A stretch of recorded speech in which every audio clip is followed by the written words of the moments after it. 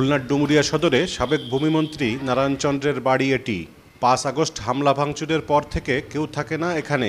বাড়িটি রয়েছে তালাবদ্ধ। বাড়ির মালিক কারাগারে গত ৭ অক্টোবর থেকে।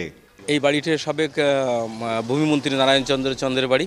তবে ৫ আগস্টের পর থেকে এই বাড়িটা পরিত্যক্ত অবস্থায় মতো পড়ে আছে, এখানে কেউ থাকে না। তো আগে যেমন জমজমাট ছিল, এখন কোনো লোকজন এখানে দেখা যায় না। পরিত্যক্ত থাকে। ৫ তারিখের পরে আপনার আগুন ধরায় দিছিল, পুড়ে কালো টালো হয়ে গেছিল, ভাঙচুর চালানো হয়েছিল। নিশ্চিন্তে খান স্বাস্থ্যকর অল টাইম পান, অল টাইম হেলদি লাইফ। কারা করেছিল এটা আমি সঠিক বলতে পারবো না। নগরীর টুটপাড়া এলাকায় খালি পড়ে আছে খুলনা ৬ আসনের সাবেক এমপি আখতারুজ্জামান বাবুর বাড়ি। এছাড়া পাইকগাছা ও কয়রা উপজেলায় তার ২টি বাড়ি এখন পুরোপুরি ধ্বংসস্তূপ, পড়ে আছে পরিত্যক্ত অবস্থায়। সাবেক শ্রম প্রতিমন্ত্রী বেগম মন্নুজান সুফিয়ানের ২টি বাড়ি আছে নগরীর রেলিগেট এলাকায়, খালি পড়ে আছে ৪ মাস ধরে।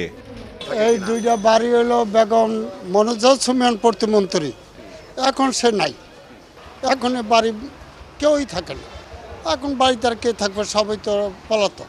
সাবেক মন্ত্রীর এই দুটো বাড়ি, এই বাড়ি এখন কেউ থাকে না। নগরীর কাস্টমস ঘাট এলাকায় সাবেক মেয়র তালুকদার আব্দুল খালেকের বাড়িতে শুনশান নীরবতা। গত ৪ ও ৫ আগস্ট কয়েক দফা হামলা, ভাঙচুর, অগ্নিসংযোগ ও লুটপাট হয়েছিল বাড়িটিতে। শেরেবাংলা সড়কে শেখ বাড়ি নামে পরিচিত খুলনা ২ আসনের সাবেক এমপি শেখ সালাউদ্দিন জুয়েলের বাড়িটি এখন পুরোপুরি ধ্বংসস্তূপ। সাবেক মেয়র তালুকদার আব্দুল খালেকের বাড়ি, খালেক সাহেবের বাড়ি, এখন কেউ থাকে না। আগে তো লোকজন থাকতো, এখন কেউ থাকে না। গাড়ি টাড়ি নিয়ে অনেক ভিড় হতো, সবসময় লোকজন থাকতো, তার সাথে পুলিশ টুলিশ থাকতো। ওই ভাঙচুরের পরে গাইতে দিয়ে দিয়েছে। আগে তো ছিল সংসদভাবে, আর এখন তো দেখতেছি যে কিছুই নাই, সব জ্বালাও পোড়াও। আগে আসতো আওয়ামী লীগের লোকজন, এখন কেউ আসে না, একদম ফাঁকা থাকে। নতুন বাজার এলাকার এই বাড়ির মালিক জেলা পরিষদের সাবেক চেয়ারম্যান শেখ হারুনুর রশিদ। রাজনৈতিক পট পরিবর্তনের পর বাড়ি ছাড়েন তিনি।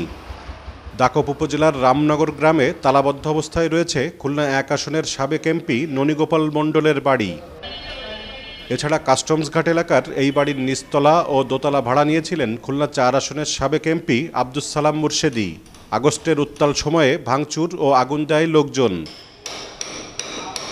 খালিশপুরে এই বাড়ির নিচতলা ও দোতলা ভাড়া নিয়ে থাকতেন খুলনা ৩ আসনের সাবেক এমপি এস.এম. কামাল হোসেন। সাবেক এ ২ এমপির কেউ আর এখন থাকেন না সেখানে।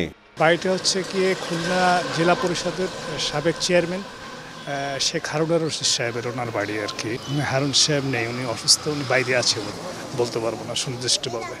হারুন সাহেবের পাসপোর্ট প্লাস হারুন সাহেবের ওয়াইফের পাসপোর্ট আর কিছু বিদেশি কিছু টাকা ছিল, এই আর কি, ইন্ডিয়ান রুপি টুপি এই ধরনের। সিজার লিস্ট করছে, সিজার লিস্ট করে থানা প্রশাসনের সিজার লিস্ট করে নিয়ে গেছে। সিজার লিস্টের সাক্ষীও আমি আছি আর কি। কামাল সাহেব ৫ তারিখে আগে এখান থেকে চলে গেছে। বাড়িটা আমার নাম আব্দুর রহিম, উনি ভাড়ায় নিয়েছিল। এখন আর সাবেক জনপ্রতিনিধিদের এই বাড়িগুলোর ধারে কাছেও ভেড়ে না কেউ। মামুন রেজা, চ্যানেল 24, খুলনা।